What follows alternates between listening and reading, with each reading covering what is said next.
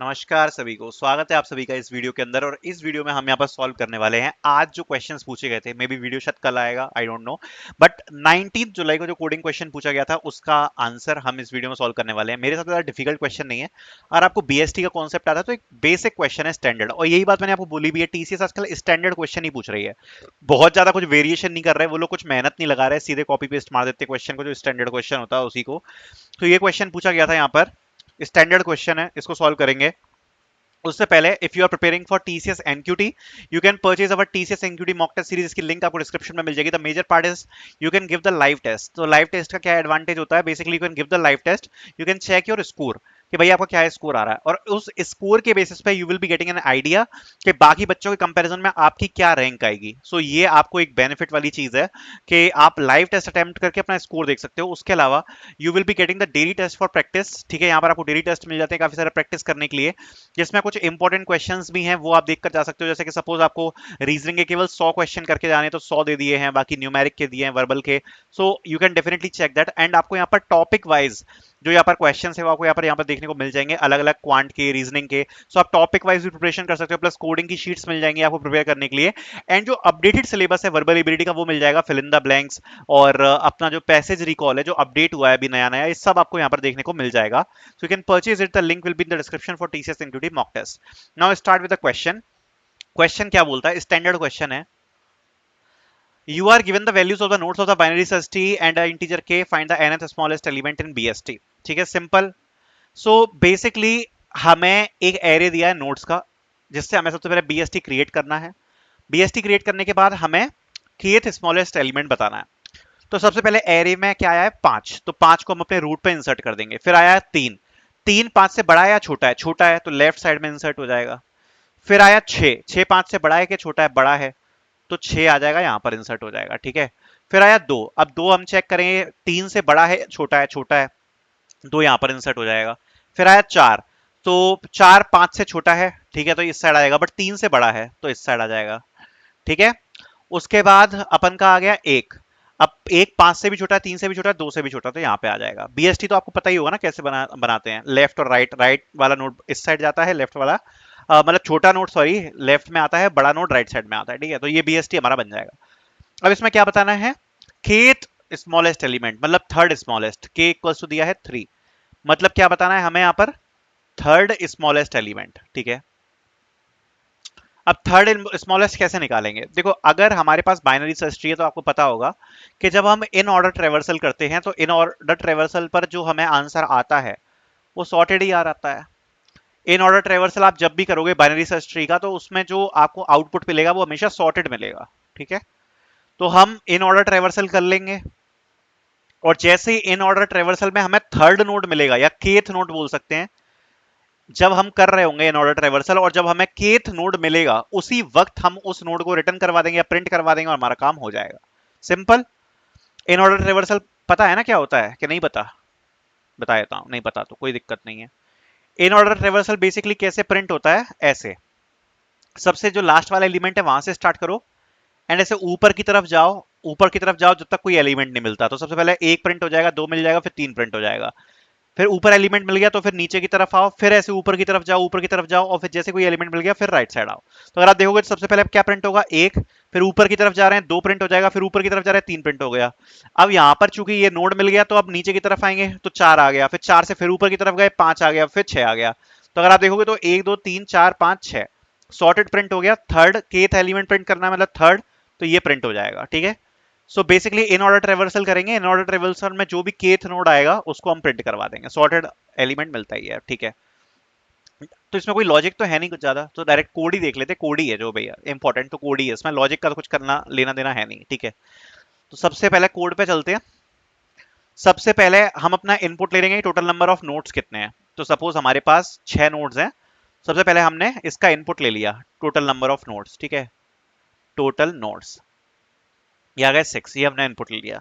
फिर जो भी एरे है उसको हमने रीड किया, ठीक है, और इनपुट ले लिया, और इनपुट लेते जाएंगे और अपने एरे में इंसर्ट कराते जाएंगे। जैसे सबसे पहले आया 5, फिर 3, ठीक है, फिर क्या आया था, 5 3, फिर आई थिंक 2 4 1, ऐसा कुछ आया था राइट, 6 ऐसा कुछ एरे था सपोज, ठीक है।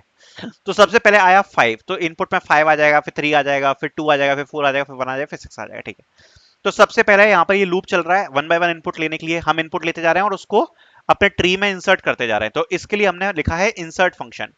सो हमने लिखा है root equals to insert, and जो भी बेसिकली नोड है उसको हम इस इंसर्ट फंक्शन में पास कर रहे हैं। अभी इंसर्ट फंक्शन चलेगा कैसे, ट्री बिल्ड करना है ना हमें, तो ध्यान से देखना इंसर्ट फंक्शन कैसे चलेगा। उससे पहले देख लेते हैं कि ट्री बन कैसे रहा है। ट्री का स्ट्रक्चर तो आपको पता ही होगा, एक तो ट्री का डेटा होगा, ट्री का जो भी नोड है उस नोड में क्या होगा, एक तो लेफ्ट लेफ्ट नोड का यहाँ पर एड्रेस होगा, राइट नोड का एड्रेस होगा और ट्री का खुद का डेटा होगा। तो हमने डेटा ले लिया, लेफ्ट नोड ले लिया, राइट नोड ले लिया, ठीक है। कंस्ट्रक्टर में डेटा को असाइन कर दिया वैल्यू से, लेफ्ट और राइट नोड नल हो जाएंगे, यही तो होता है स्ट्रक्चर, ठीक है। इंसर्ट फंक्शन पे आ जाते हैं कि नोड कैसे हम इंसर्ट कर रहे हैं, ठीक है। तो हमारे पास नोड है, ठीक है, जिसको हम इंसर्ट कर रहे हैं, तो रूट है और वैल्यू है। सबसे पहले हम चेक करेंगे कि क्या रूट नल है।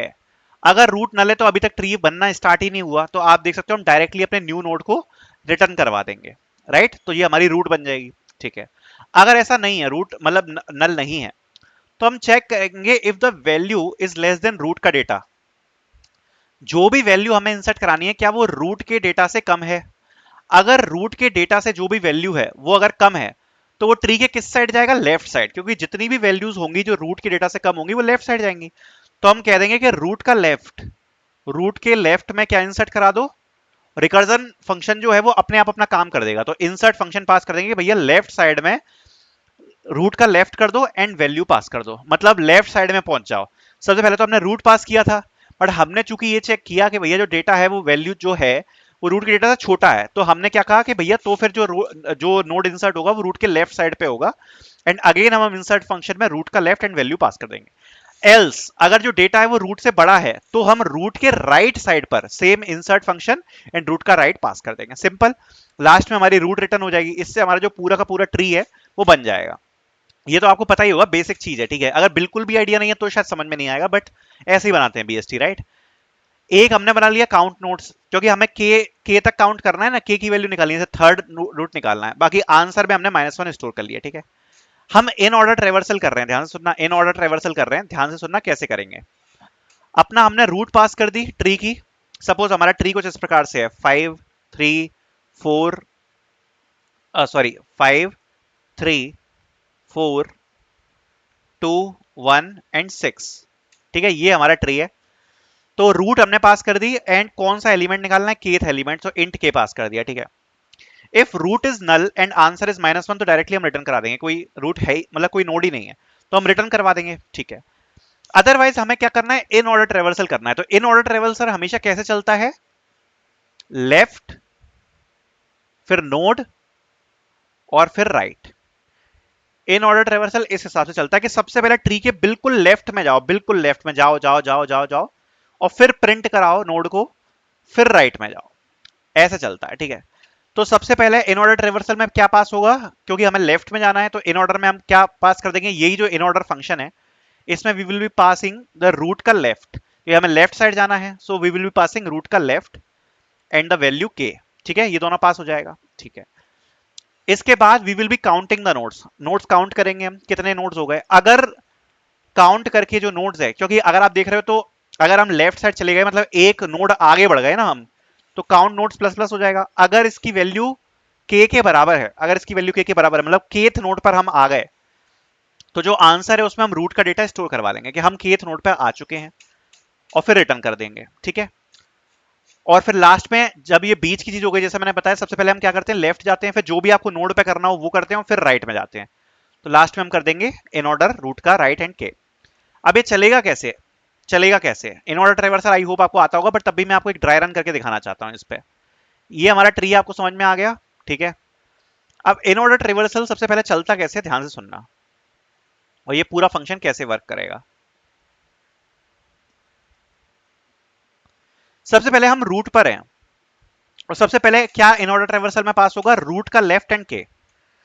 तो हम रूट से किस साइड पे आ जाएंगे, लेफ्ट पे। तो दोबारा से हम रिकर्सिव फंक्शन इधर पे पहुंच जाएंगे, इस जगह पे पहुंच जाएंगे, और रिकर्जन रिकर्जन फंक्शन कहां पे पहुंच जाएंगे, इन ऑर्डर पे दोबारा से। इस जगह से हम सीधे जंप मार जाएंगे इस फंक्शन पे दोबारा।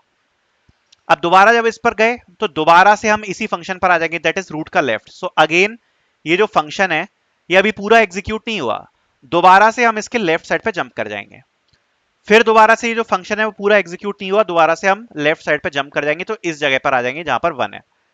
दोबारा से फंक्शन एग्जीक्यूट नहीं हुआ, दोबारा से हम लेफ्ट साइड पे जंप कर जाएंगे। बट जब दोबारा से हम लेफ्ट साइड पे जंप करेंगे तो हम इस जगह पे पहुंच जाएंगे, क्योंकि अब इसका राइट और लेफ्ट दोनों ही चाइल्ड नहीं है 1 का, राइट। तो यहां से ये रिटर्न कर जाएगा, तो यहां से रिटर्न कर जाएगा, तो अब हम आएंगे इसके ऊपर वाली जगह पे। तो यहां से तो ये रिटर्न कर गया। अब ये फंक्शन जो यहां से जंप कर गया था, अब आगे का एग्जीक्यूट इस जगह पर होना स्टार्ट होगा। तो सबसे पहले क्या होगा, काउंट नोड प्लस प्लस। तो काउंट नोड अभी क्या है, काउंट नोड की वैल्यू भी कैसे इनिशियलाइज है, 0 से, तो प्लस प्लस हो जाएगा, तो कितना हो जाएगा यहाँ पे काउंट नोड 1। ठीक है।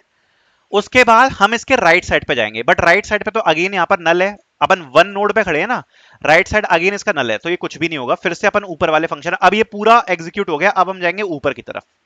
अब इस फंक्शन पर आ गए, ठीक है। अब ये एग्जीक्यूट होगा आगे।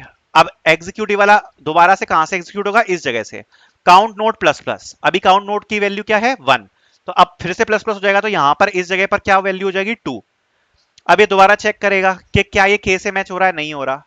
तो हम जाएंगे इन ऑर्डर फिर से राइट साइड पे। राइट साइड पे फिर से आप देख सकते हो 2 के राइट पे नल है, तो कुछ नहीं होगा। फिर जाएंगे ऊपर की तरफ। अब इस जगह पे गए तो फिर क्या होगा, count node plus plus. So count node की वैल्यू क्या हो जाएगी, 3। और ये चेक करेगा क्या ये के से मैच कर रहा है, हाँ मैच कर रहा है। तो इस जगह पे ये मैच कर रहा है, तो आंसर में रूट का डेटा यानी कि 3 जो है वो स्टोर हो जाएगा। और इसी प्रकार से फंक्शन चलता रहेगा, और लास्ट में हमें आंसर में क्या मिल जाएगा, 3। सिंपल। ठीक है। So I hope the answer is clear. So जो भी रूट है उसको हम पास कर देंगे अपने इन ऑर्डर ट्रेवर्सल में, और हमें यहाँ पर लास्ट में रिटर्न करवा देंगे answer. So this was the question which was asked. I hope you guys liked it. Thank you so much for watching.